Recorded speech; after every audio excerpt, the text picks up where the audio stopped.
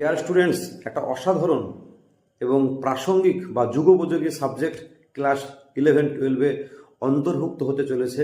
সেই সাবজেক্টটির নাম হচ্ছে সায়েন্স অফ ওয়েলবিং।